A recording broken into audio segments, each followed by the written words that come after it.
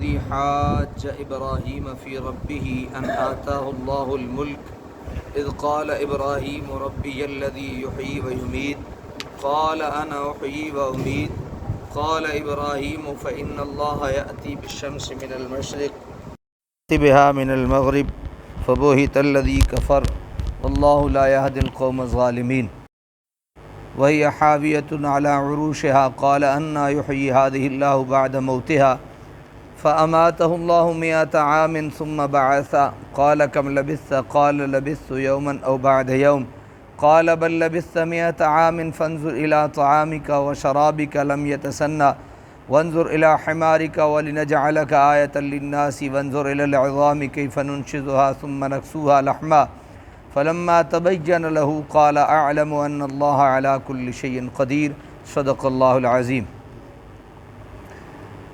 الم تر الی الذی حاج ابراہیم فی ربہ، کیا نہ دیکھا آپ نے اے حبیب صلی اللہ علیہ وسلم اسے جس نے جھگڑا کیا ابراہیم سے ان کے رب کے بارے میں، ابراہیم سے ان کے رب کے بارے میں جھگڑا کیا، کس بات پہ؟ ان آتاہ اللہ الملک، اس بارے میں اس وجہ سے کہ دی تھی اسے اللہ تعالیٰ نے بادشاہی۔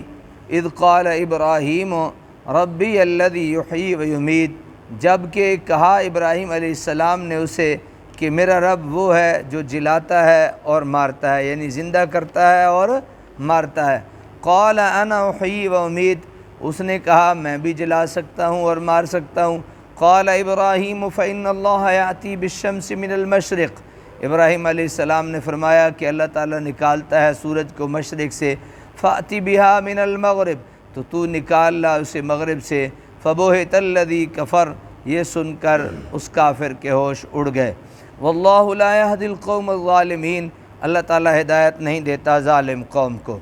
او کالذی مر علی قریہ، یا کیا نہ دیکھا اس شخص کو جو گزرا ایک بستی پر، وہی خاویۃ علی عروشہا، اس حال میں کہ وہ گری پڑی تھی اپنے چھتوں کے بل۔ قال انا یحیی ہذہ اللہ بعد موتہا، کہنے لگا کیوں کر زندہ کرے گا اسے اللہ تعالیٰ اس کے ہلاک ہونے کے بعد۔ فاماتہ اللہ 100 عام ثم بعث، سو مردہ رکھا اسے اللہ نے 100 سال تک پھر زندہ کیا۔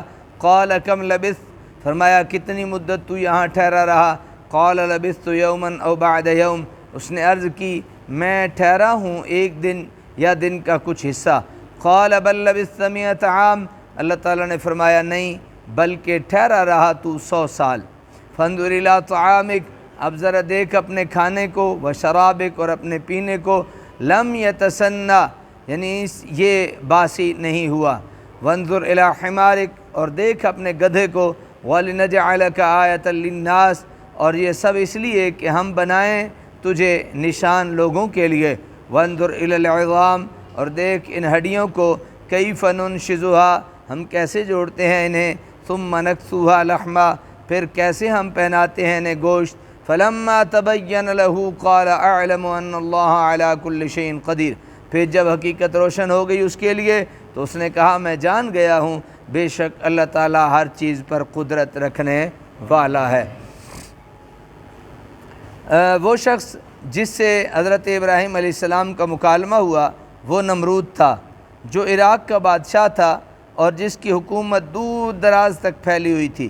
حکومت و اقتدار کے نشے میں اس نے اپنے مالک حقیقی کو بھلا دیا اور خود خدائی کا دعویٰ کر دیا۔ حضرت ابراہیم علیہ السلام نے جب شرک و الحاد کے خلاف جہاد شروع کیا اور اس مٹی کے ناچیز پتلے کو رب ماننے سے صاف انکار کر دیا تو نمرود نے سر مجلس آپ سے آپ کے رب کے بارے میں دریافت کیا۔ آپ نے فرمایا میرا رب تو وہ ہے جو ہر چیز کو زندہ کرنے والا ہے اور مارنے والا ہے۔ اس نے کہا میں بھی زندہ کر سکتا ہوں اور مار سکتا ہوں۔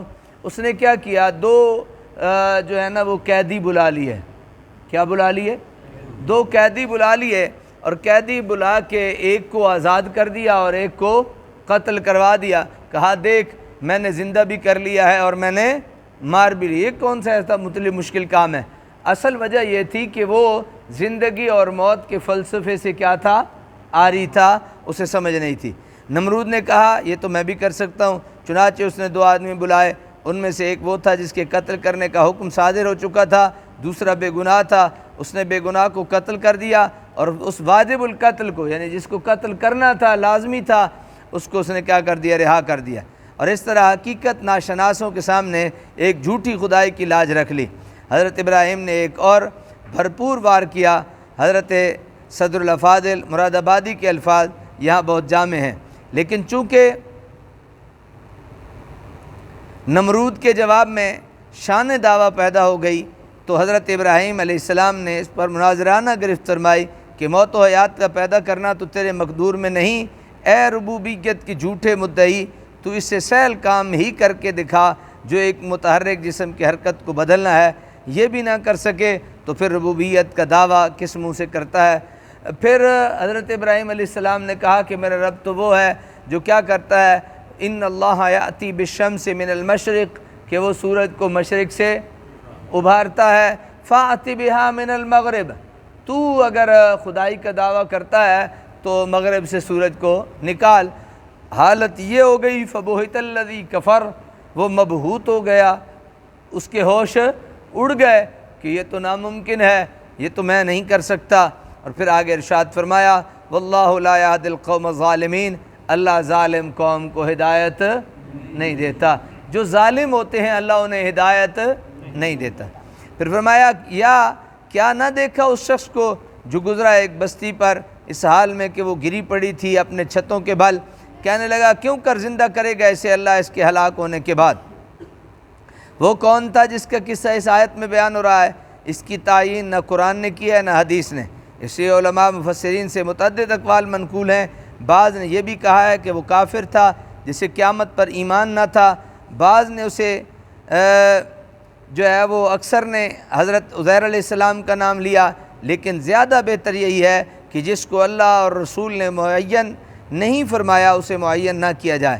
اس طرح اس قریہ میں بھی اختلاف ہے، اکثر کا یہ خیال ہے کہ وہ بیت المقدس تھا جسے بخت نصر نے 586 قبل از مسیح میں تباہ و برباد کیا تھا، اس کے اکثر باشندوں کو موت کے گھاٹ اتار دیا تھا اور بقایا کو قید کر کے اپنے پایہ تخت بابل میں لے گیا۔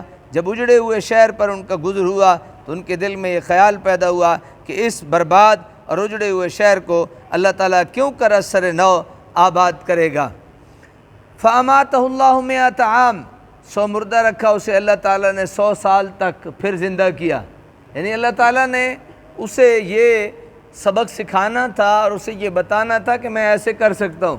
جب اجڑی بستی دیکھی تو کہا یہ اب کیسے آباد ہوگا، تو اس کو موت طاری کر دی اور وہ 100 سال تک مرا رہا۔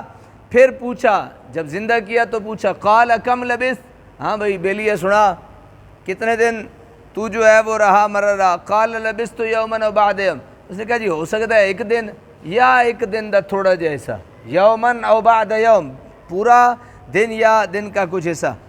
قال بل لبثت 100 عام، اللہ تعالیٰ نے کہا نہیں تو 100 سال تک مرا رہا ہے۔ کتنے سال تک؟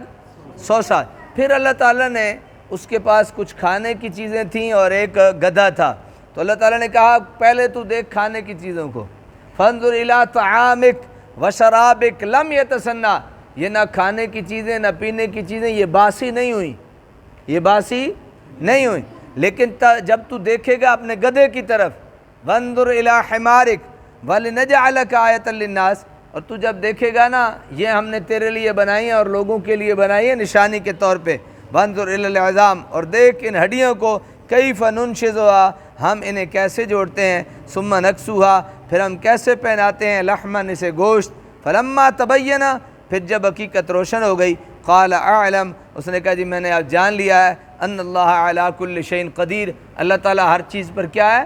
قادر ہے۔ ایک طرف کھانا تھا 100 سال تک، کتنے سال تک؟ 100 سال تک ان پہ نیند اور موت طاری رہی، 100 سال جو ہے وہ کھانا باسی نہیں ہوا، لیکن جو گدھا تھا اس کی ہڈیاں بھی جناب گوشت ووشت ختم ہو گیا، ہڈیاں رہ گئیں، تو اللہ تعالیٰ نے کہا اب دیکھ ذرا ان ہڈیوں کی طرف، ہم نے یہ تیرے لیے اور لوگوں کے لیے نشانیاں بنائی ہیں، ہم جو چاہیں کریں، ہم جو چاہیں کریں، کھانے کو بچا لیا، اسے باسی بھی نہیں ہونے دیا 100 سال تک، اور یہ جو گدھا ہے اس کی ہڈیاں نکل آئیں، اب ذرا دیکھ ہم ان ہڈیوں پہ گوشت کیسے لگاتے ہیں، پھر ان گوشت کو ملا کے ایک مجسمہ کیسے بناتے ہیں، تو یہ ساری باتیں دیکھ لے۔ اسی طریقے سے وہ جو تو نے بستی دیکھی ہے اجڑی ہوئی، ہم آباد کرنے پہ اسے کیا ہے، قادر ہیں۔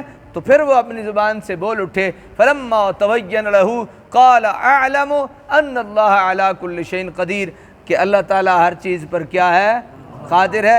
یہ ایک قوم کا عقیدہ ہے نا، میں نے اس دن بھی آپ سے عرض کیا تھا کہ وہ کیا کرتے تھے، اپنے مردوں کو جلا کے ان کی راکھ جو ہے وہ پانیوں میں بہا دیتے یا ہواؤں میں بکھیر دیتے۔ اور عیسائیوں کا ایک اپنا، اللہ تعالیٰ نے ہمیں جو ایک ستھرا دین دیا ہے بحیثیت مسلمان، اس سے ستھرا دین کسی کا ہو سکتا ہی نہیں۔ فرمایا یہ مر گیا ہے، مرنے کے باوجود ابھی اس کی بے عزتی اور بے توقیری نہیں کرنی۔